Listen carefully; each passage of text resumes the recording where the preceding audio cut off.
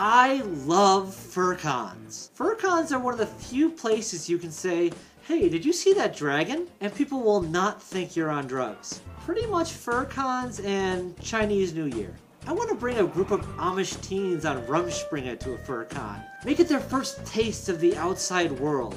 Better yet, we knock them out, put them in the middle of a fur con, and then give them some acid. Oh, the stories they will have for Uncle Jebediah back at the village.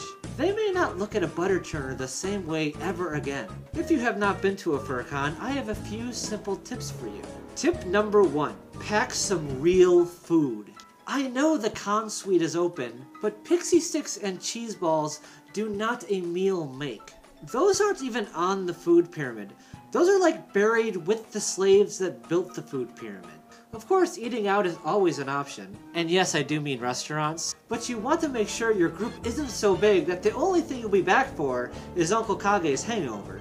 Plus, if your group is too big, you might be waving to the people you wanted to hang out with from the other side of Chili's. Tip number 2. Be nice to the normies. FurCons often share space with normal people, holding their own meetings and conventions. So try not to horrify them too badly. So be nice and maybe they'll be back next year. I actually hope to be at a con that shares space with a rehab group. That way, the heroin addicts could literally chase me.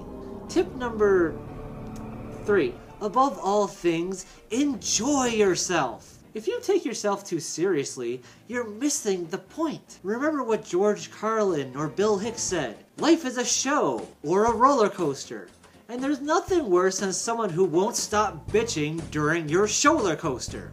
It's easy to forget, but if you're watching this, you've already won the genetic lottery. We get to have things like running water and cell phones that would make Gene Roddenberry jizz in his pants. So don't take yourself too seriously. I have friends with albino personas and I call them animal crackers. And they call me blue balls. It's fun. And that's all I really wanted to say. Hey, if you did enjoy this, check out my podcast that I co-host, The Dragon Show, a weekly furry comedy podcast, or just check out the other highlights on this channel. See you later.